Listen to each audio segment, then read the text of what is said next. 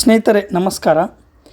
ಈ SDA, FDA, KS ಎಕ್ಸಾಮ್ಗಳಲ್ಲಿ ಬಾಹ್ಯ ಕಾರಕಗಳು ಮತ್ತು ಅವುಗಳಿಂದ ಉಂಟಾಗುವ ಭೂರೂಪಗಳ ಬಗ್ಗೆ ಪ್ರಶ್ನೆಗಳನ್ನು ಕೇಳಲಾಗ್ತದೆ. ಸ್ನೇಹಿತರೆ, ವಿಶೇಷವಾಗಿ ಸವೆತದಿಂದ ಉಂಟಾಗುವ ಭೂರೂಪಗಳು ಯಾವುವು ಮತ್ತು ಸಂಚಯನದಿಂದ ಉಂಟಾಗುವ ಭೂರೂಪಗಳು ಯಾವುವು, ಈ ಥರದ ಪ್ರಶ್ನೆಗಳನ್ನು ಕೇಳುವುದು ಸ್ವಾಭಾವಿಕವಾಗಿದೆ.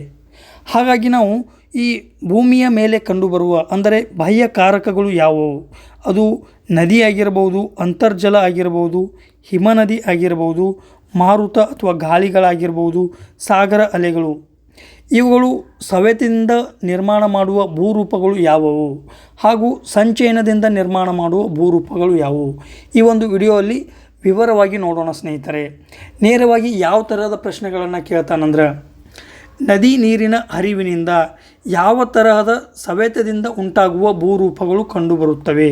ಕೆಳಗೆ ಸ್ಟೇಟ್ಮೆಂಟ್ ಕೊಡ್ತಾನೆ. ಕಂದರಗಳು, ಜಲಪಾತಗಳು, ಮೆಕ್ಕಲು ಕುಳಿಗಳು. ಇದರಲ್ಲಿ ಏನು ಮಿಕ್ಸ್ ಮಾಡ್ತಾನಂದ್ರೆ ಈ ಆಕ್ಸ್ಬೋ ಲೇಕ್, ಮಿಯಾಂಡರ್ಸ್, ಆಕ್ಸ್ಬೋ ಲೇಕ್, ಪ್ರವಾಹ ಮೈದಾನ, ಈ ಥರ 5 ರಿಂದ 6 ಸ್ಟೇಟ್ಮೆಂಟ್ಸ್ ಕೊಡ್ತಾನೆ. ಮೇಲಿನವುಗಳಲ್ಲಿ ಯಾವುವು ಸರಿಯಾಗಿವೆ ಅಂತ ಕೇಳ್ತಾನೆ. ಸೊ ಅದಕ್ಕೆ ಮೊದಲನೇದಾಗಿ ಹರಿಯುವ ನೀರು, ಇದೊಂದು ಬಾಹ್ಯಕಾರಕ.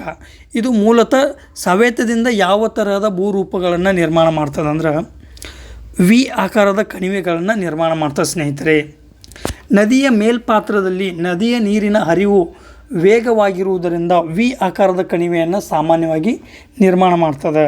ನೆಕ್ಸ್ಟ್ ಕಂದರಗಳನ್ನು ನಿರ್ಮಾಣ ಮಾಡ್ತದೆ.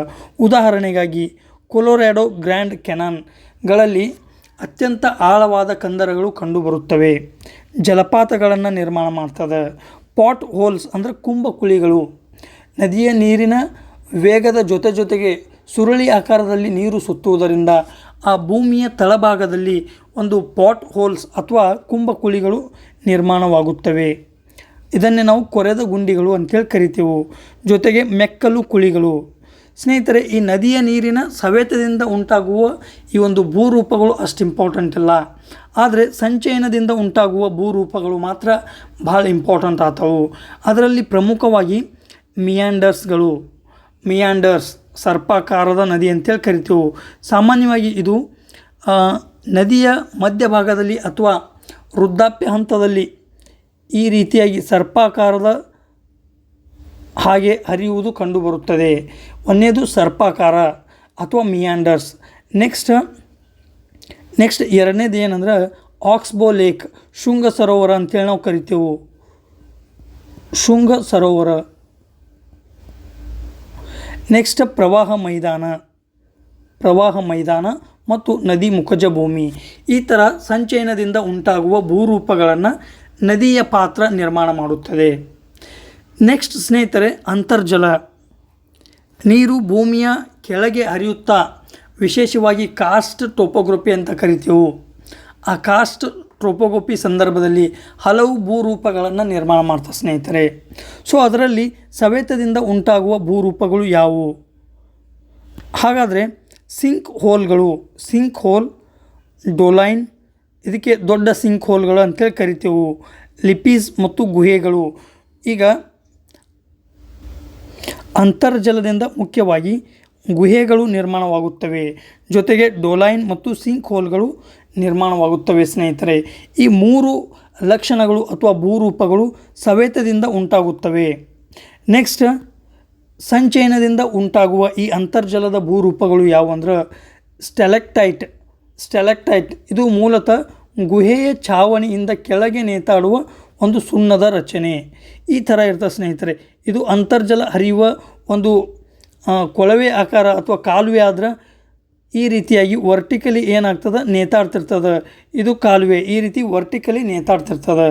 ಸ್ಟೆಲಕ್ಟೈಟ್ ಅಂಥೇಳಿ ಕರಿತೇವೆ. ನೆಕ್ಸ್ಟ್ ಏನಂದ್ರೆ ಸ್ಟೆಲಗ್ಮೈಟ್, ಗುಹೆಯ ನೆಲದಿಂದ ಮೇಲಕ್ಕೆ ಬೆಳೆಯುವಂಥ ರಚನೆ. ಇದು ಗುಹೆಯಾದರೆ ಈ ಥರ ಗುಹೆಯ ಕೆಳಗಿನಿಂದ ಮೇಲಕ್ಕೆ ಒಂದು ನೇತಾಡುವ ಅಥವಾ ಬೆಳೆಯುವ ಒಂದು ರಚನೆ. ಸ್ಟೆಲಕ್ಟೈಟ್ ಆಗಿರ್ಬೋದು, ಸ್ಟೆಲಗ್ಮೈಟ್. ಪಿಲ್ಲರ್ಸ್ ಎರಡು ಭೂಮಿಯ ಕೆಳಗೆ ಮತ್ತು ಮೇಲೆ ಹೀಗೆ ನೇರವಾಗಿ ಅಂಟಿಕೊಂಡಿದ್ದರೆ ಅದನ್ನು ಪಿಲ್ಲರ್ಸ್ ಎಂದು ಕರೆಯುತ್ತೇವೆ. ಸೊ 3ನೇ ರಚನೆ ಕಂಬಗಳು, ಪಿಲ್ಲರ್ಸ್. ಇಲ್ಲಿ ಯಾವುದೇ ಒಂದು ರಚನೆಯನ್ನು ಅಥವಾ ಭೂರೂಪಗಳನ್ನು ಕನ್ನಡದಲ್ಲಿ ಕೊಡುವ ಬದಲು ನೇರವಾಗಿ ಇಂಗ್ಲೀಷ್ನಲ್ಲಿ ಕೊಡ್ತಾನೆ ಸ್ನೇಹಿತರೆ. ಆಪ್ಷನ್ದಲ್ಲಿ ನೇರವಾಗಿ ಇಂಗ್ಲೀಷ್ ಕಾಣ್ತಾವು. ಸ್ಟೆಲೆಕ್ಟೈಟ್, ಸ್ಟೆಲೆಗ್ಮೈಟ್ ಮತ್ತು ಪಿಲ್ಲರ್ಸ್ ಅಂಥೇಳಿ. ಇದಷ್ಟು ಅಂತರ್ಜಲದಿಂದ ನಿರ್ಮಾಣವಾಗುವ ಭೂರೂಪಗಳು. ನೆಕ್ಸ್ಟ್ ಸ್ನೇಹಿತರೆ, ಹಿಮನದಿ ಭಾಳ ಇಂಪಾರ್ಟೆಂಟ್. ಇತ್ತೀಚೆಗೆ ಈ ಯಾವುದೇ ಟೆಸ್ಟ್ ಸಿರೀಸನ್ನು ಓಪನ್ ಮಾಡಿದ್ರೂ ಸಹ ಅಲ್ಲಿ ನಿಮ್ಗೆ ಇದರ ಮೇಲೊಂದು ಕ್ವಶನ್ ಬಂದೇ ಬರ್ತದೆ. ಮೊನ್ನೆ ಈಗ ಈ SB ವಿಸ್ಡಮ್ನಲ್ಲಿ ಕ್ವಶನ್ ಆಗಿತ್ತು, ಹಿಮನದಿಯಿಂದ ನಿರ್ಮಾಣವಾಗುವ ಭೂರೂಪಗಳನ್ನು, ವಿಶೇಷವಾಗಿ ಸಂಚಯನದಿಂದ ಉಂಟಾದ ಭೂರೂಪಗಳನ್ನು ಗುರುತಿಸಿ ಅಂಥೇಳಿ. ಸೊ ಹಿಮನದಿಯ ಸವೆತದಿಂದ ಇವು ಆಕಾರದ ಕಣಿವೆ ನಿರ್ಮಾಣ ಆಗ್ತದೆ. ತೂಗು ಕಣಿವೆ, ಹ್ಯಾಂಗಿಂಗ್ ವ್ಯಾಲಿ ನಿರ್ಮಾಣವಾಗ್ತದೆ. ಇವು ಅಷ್ಟು ಇಂಪಾರ್ಟೆಂಟ್ ಅಲ್ಲ ಸ್ನೇಹಿತರೆ. ಆದರೆ ಇಲ್ಲಿ ಈ ಸರ್ಕ್ಯೂ ಮತ್ತು ಹಾರ್ನ್ ಹಾಗೂ ಅರೆಟ್ಸ್, ಸರ್ಕ್ಯೂ, ಹಾರ್ನ್ ಮತ್ತು ಅರೆಟ್ಸ್ ಇವು ಮೂರು ಭಾಳ ಇಂಪಾರ್ಟೆಂಟ್ ಸ್ನೇಹಿತರೆ. ಸವೆತದ ದೃಷ್ಟಿಯಿಂದ ಸರ್ಕ್ಯೂ, ಅರೆಟ್ಸ್ ಮತ್ತು ಹಾರ್ನ್. ಹಾಗಾದರೆ ಸರ್ಕ್ಯೂ ಅಂದರೆ ಏನು? ಆರಾಮ ಕುರ್ಚಿ ಆಕಾರದ ಒಂದು ತಗ್ಗು ಪ್ರದೇಶ.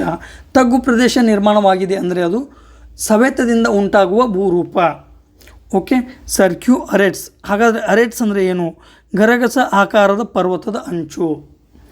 ಅರೆಟ್ಸ್ ಅಂದರೆ ಗರಗಸ ಆಕಾರದ ಪರ್ವತದ ಅಂಚು. ನೆಕ್ಸ್ಟ್ ಹಾರ್ನ್, ಚೂಪಾದ ಪರ್ವತದ ತುದಿ. ಚೂಪಾದ ಪರ್ವತದ ತುದಿ. ಈ ರೀತಿಯಾಗಿ ಪರ್ವತಗಳಿದ್ರೆ ಈ ಚೂಪಾದ ಪರ್ವತ ಏನಲ್ಲ, ಆ ಚೂಪಾದ ಪರ್ವತದ ತುದಿಯನ್ನು ಹಾರ್ನ್ ಎಂದು ಕರೆಯಲಾಗ್ತದೆ. ಹಾರ್ನ್ ಅತೆವು. ಇದಷ್ಟು ಸವೆತದಿಂದ ಉಂಟಾಗುವ ಹಿಮನದಿಯಿಂದ ಉಂಟಾದ ಭೂರೂಪಗಳು. ನೆಕ್ಸ್ಟ್, ಸಂಚಯನದಿಂದ ಉಂಟಾಗುವ ಹಿಮನದಿಯ ಭೂರೂಪಗಳು ಯಾವುವು? ಇದು ಭಾಳ ಇಂಪಾರ್ಟೆಂಟ್. ಮೊರೈನ್ಸ್ ಅಂತ ಕರೀತಾರೆ. ಮೊರೈನ್ಸ, ಲ್ಯಾಟ್ರಲ್ ಮೊರೈನ್ಸ ಮತ್ತು ಟರ್ಮಿನಲ್ ಮೊರೈನ್ಸ್ ಅಂತ ಬರ್ತಾವೆ ಸ್ನೇಹಿತರೆ. ಮೊರೈನ್ಸ್ಗಳಲ್ಲಿ ಲ್ಯಾಟ್ರಲ್ ಮೊರೈನ್ಸ್ ಮತ್ತು ಟರ್ಮಿನಲ್ ಮೊರೈನ್ಸ್ ಅಂದರೆ ಏನು? ಈಗ ಹಿಮನದಿಗಳು ಈ ರೀತಿ ಹರಿಯುವಾಗ ಸೈಡ್ ಎರಡೂ ದಂಡೆಯಲ್ಲಿ ಒಡ್ಡಿನ ಆಕಾರ, ಒಡ್ಡು ನಿರ್ಮಾಣವಾಗುವುದನ್ನೇ ಮೊರೈನ್ಗಳು ಅಂತೇಳಿ ಕರಿತೇವೆ.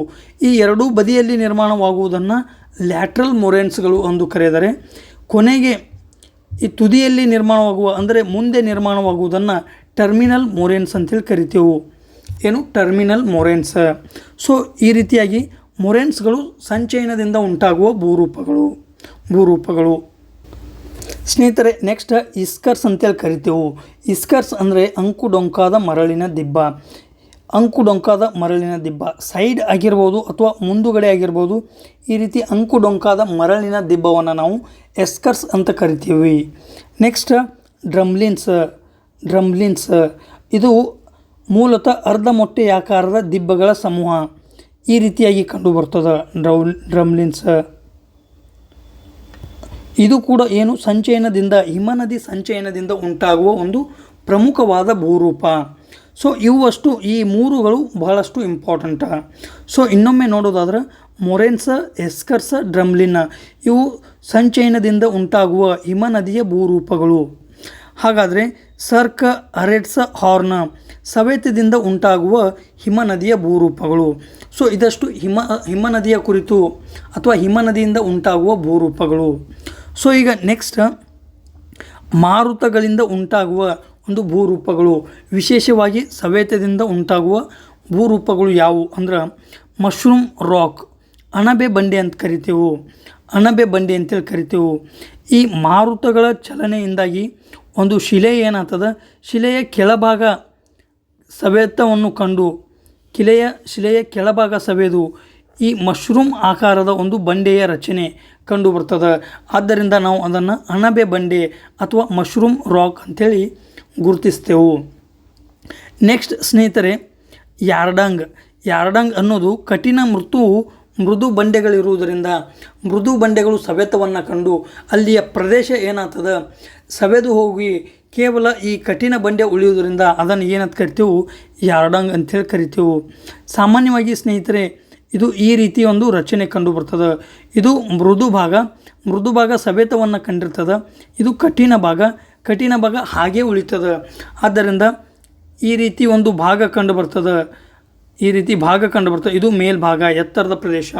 ಆದ್ದರಿಂದ ಇದನ್ನು ಯಾರ್ಡಂಗ್ ಅಂತೇಳಿ ಕರಿತೇವೆ. ನೆಕ್ಸ್ಟ್ ಸ್ನೇಹಿತರೆ, ಜೂಗನ್ ಹಾಗೂ ಬ್ಲೋಔಟ್ಸ್ ಗಾಳಿಗೆ ಮರಳು ಹಾರಿ ಹೋಗಿ ನಿರ್ಮಾಣವಾದ ಗುಂಡಿಗಳನ್ನು ಬ್ಲೋಔಟ್ಸ್ ಅಂಥೇಳಿ ಕರಿತೀವಿ. ಸಾಮಾನ್ಯವಾಗಿ ನಮ್ಗೆ ಯಾವ್ಯಾವನ್ನ ನೆನಪಿಡಿಬೇಕಂದ್ರೆ ಇಲ್ಲಿ ಮಶ್ರೂಮ್ ರಾಕ್ಸ್, ಯಾರ್ಡಂಗ್ ಮತ್ತು ಜೂಗನ್. ಮಶ್ರೂಮ್ ರಾಕ್ಸ್, ಯಾರ್ಡಂಗ್ ಮತ್ತು ಜೂಗನ್ ಈ ಮೂರುಗಳನ್ನು ನೆನಪಿಡಬೇಕು. ಇಲ್ಲಿ ಸವೆತ, ಅದರಲ್ಲೂ ಮಾರುತಗಳಿಂದ ಉಂಟಾಗುವ ಸವೆತ ಅಂದ್ರೆ ಮಶ್ರೂಮ್ ರಾಕ್ಸ್, ಯಾರ್ಡಂಗ ಮತ್ತು ಜೂಗನ್.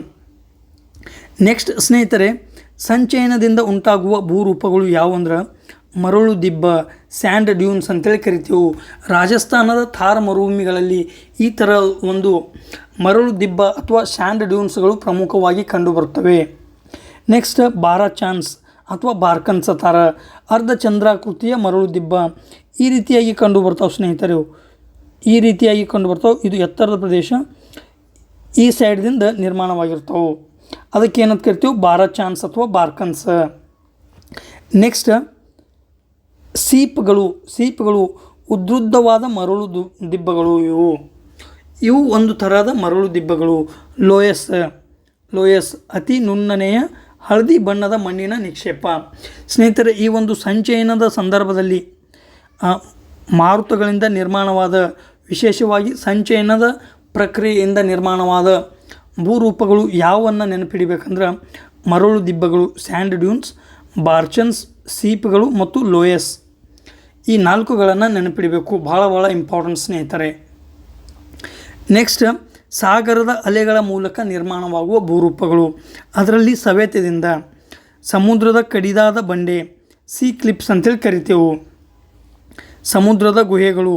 ಸ್ನೇಹಿತರೆ, ಸಮುದ್ರದ ನೀರು ಈ ದಡಕ್ಕೆ ಬಂದು ಹೊಡೆಯುವಾಗ ದಡದಲ್ಲಿ ಯಾವ ಪ್ರಕಾರದ ಶಿಲೆಗಳು ಉಪಸ್ಥಿತಿ ಅದಾವು, ಯಾವ ಪ್ರಕಾರದ ಶಿಲೆಗಳದಾವು ಅನ್ನೋದ್ರ ಮೇಲೆ ಈ ಭೂರೂಪಗಳು ಕಂಡುಬರ್ತಾವೆ. ಒಂದು ವೇಳೆ ಮೃದು ಮತ್ತು ಕಠಿಣ ಶಿಲೆಗಳ ಒಂದು ಸಂಯೋಜನೆ ಇತ್ತಂದ್ರೆ ಮೃದು ಶಿಲೆಗಳು ಏನಾಗ್ತಾವು, ಸವೆತವನ್ನು ಕಂಡು ಅಲ್ಲಿ ಈ ಗುಹೆಗಳ ಆಕಾರದ ರಚನೆಗಳು ಕಂಡುಬರುತ್ತವೆ. ಅದನ್ನೇನಂತೇವೆ, ಸಮುದ್ರ ಗುಹೆಗಳು. ನೆಕ್ಸ್ಟ್ ಸ್ನೇಹಿತರೆ, ಕಮಾನುಗಳು, ಸಮುದ್ರ ಕಮಾನುಗಳು. ಎರಡೂ ಬದಿಗೆ ನೀರು ಆಸ್ಪಾಸಾಗಿ ಹೋಗ್ತಿತ್ತಂದ್ರೆ ಅದನ್ನು ಕಮಾನ್ ಅಂತೇಳಿ ಕರಿತೇವೆ. ಮೂಲತಃ ಇದು ಈ ರೀತಿಯಾಗಿ ಕಂಡುಬರುತ್ತದೆ. ನೀರು ಒಳಗಿಂದ ಹೊರಗೆ, ಹೊರಗಿಂದ ಒಳಗೆ ಈ ರೀತಿಯಾಗಿ ಸಾಗಣೆ ಆಗ್ತಿತ್ತಂದ್ರೆ ಅದನ್ನು ಏನಂತ ಕರಿತೇವೆ, ಕಮಾನು ಅಂತೇಳಿ ಕರಿತೇವೆ. ನೀರು ಒಳಗೆ ಹೋಗಿ ಆ ಸೈಡ ಪೂರ್ಣ ಪ್ರಮಾಣದಲ್ಲಿ ಭೂಮಿ ಇದ್ದರೆ ಅದನ್ನು ಗುಹೆ ಅಂತ ಕರಿತೇವೆ. ನೆಕ್ಸ್ಟ್, ಸಮುದ್ರದ ಕಂಬಗಳು. ಸಮುದ್ರದ ಕಂಬ ಮೂಲತಃ ನಾವು ಇದನ್ನು ಸ್ಟ್ಯಾಕ್ ಅಂತೇಳಿ ಕರಿತೇವೆ. ಈ ರೀತಿಯಾಗಿ ಸಮುದ್ರದಲ್ಲಿ ಪಿಲ್ಲರ್ಗಳ ಆಕಾರದಲ್ಲಿ ಕಂಡುಬರುವ ಒಂದು ರಚನೆ, ಅದನ್ನು ಸೀ ಸ್ಟ್ಯಾಕ್ ಅಂತೇಳಿ ಕರಿತೇವೆ. Sea stack. ಒಟ್ಟಿನಲ್ಲಿ ನಮಗೆ ಈ ಸವೆತದಿಂದ ಉಂಟಾಗುವ ಸಾಗರದ ಅಲೆಗಳಿಂದ ನಿರ್ಮಾಣವಾಗುವ ಭೂರೂಪ ಯಾವುವು ಅಂದ್ರೆ ಕಡಿದಾದ ಬಂಡೆ, ಸಮುದ್ರದ ಗುಹೆಗಳು, ಕಮಾನುಗಳು ಮತ್ತು ಕಂಬ ಅಂತೇಳಿ ಕರೆಯೋದಿಲ್ಲ, ನೇರವಾಗಿ ಸೀ ಸ್ಟ್ಯಾಕ್ ಅಂತೇಳಿ ಎಕ್ಸಾಮ್ದಲ್ಲಿ ಕೊಡ್ತಾನೆ. ಸೊ ಇದಷ್ಟು ಸವೆತದಿಂದ ಉಂಟಾಗುವ ಭೂರೂಪಗಳು. ನೆಕ್ಸ್ಟ್, ಸಂಚಯನದಿಂದ ಉಂಟಾಗುವ ಭೂರೂಪಗಳು ಯಾವುವಂದ್ರೆ ಬೀಚಸ್. ಹಲವು ವೇವ್ಸ್ಗಳ ಅಥವಾ ಅಲೆಗಳ ನಿರಂತರ ಹೊಡೆತದಿಂದಾಗಿ ಸ್ನೇಹಿತರೆ ಈ ಕಡಲ ಪಕ್ಕದಲ್ಲಿರುವ ಬಂಡೆಗಳು ಪುಡಿಯಾಗಿ ಅಥವಾ ಮರಳು ಸಂಚಯನಗೊಂಡು ಈ ಬೀಚಸ್ಗಳು ಅಥವಾ ಕಡಲ ತೀರ ನಿರ್ಮಾಣಗೊಳ್ಳುತ್ತವೆ. ನೆಕ್ಸ್ಟ್, ಸ್ಪ್ಲಿಟ್, ಸಮುದ್ರದ ಕಡೆಗೆ ಚಾಚಿಕೊಂಡಿರುವ ಮರಳಿನ ಅಡ್ಡಿ. ನೆಕ್ಸ್ಟ್ ಇಂಪಾರ್ಟೆಂಟ್ ಯಾವುದಂದ್ರೆ ಬಾರ್, ಕರಾವಳಿಗೆ ಸಮಾನಾಂತರವಾಗಿರುವ ಮರಳಿನ ದಿಬ್ಬ.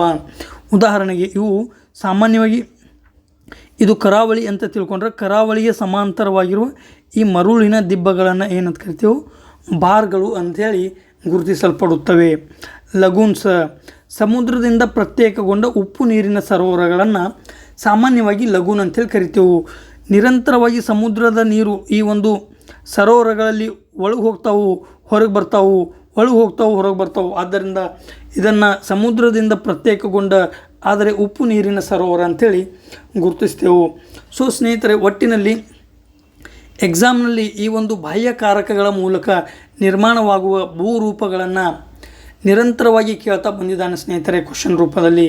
ಆದ್ದರಿಂದ ಸವೆತದಿಂದ ಯಾವ ಉಂಟಾಗ್ತಾವು, ಸಂಚಯನದಿಂದ ಯಾವ ಉಂಟಾಗ್ತಾವು ಅವುಗಳನ್ನು ಮತ್ತು ಹೊಂದಿಸಿ ಬರೆಯ ರೂಪದಲ್ಲಿ ಇವುಗಳನ್ನು ಕೇಳುವುದು ಇತ್ತೀಚೆಗೆ ವಾಡಿಕೆಯಾಗಿದೆ ಸ್ನೇಹಿತರೆ. ಈ ಒಂದು ಕೋಷ್ಟಕದ ಮೂಲಕ ಕಡಿಮೆ ಸಮಯದಲ್ಲಿ ನೀವು ಈ ಒಂದು ಮಾಹಿತಿಯನ್ನು ನೀವು ಸುಲಭವಾಗಿ ನೆನಪಿಟ್ಕೊಳ್ಬೋದು ಅನ್ನುತ್ತಾ ಈ ವಿಡಿಯೋವನ್ನು ಇಲ್ಲಿಗೆ ಮುಗಿಸೋಣ ಸ್ನೇಹಿತರೆ. ಥ್ಯಾಂಕ್ ಯು, ಧನ್ಯವಾದಗಳು.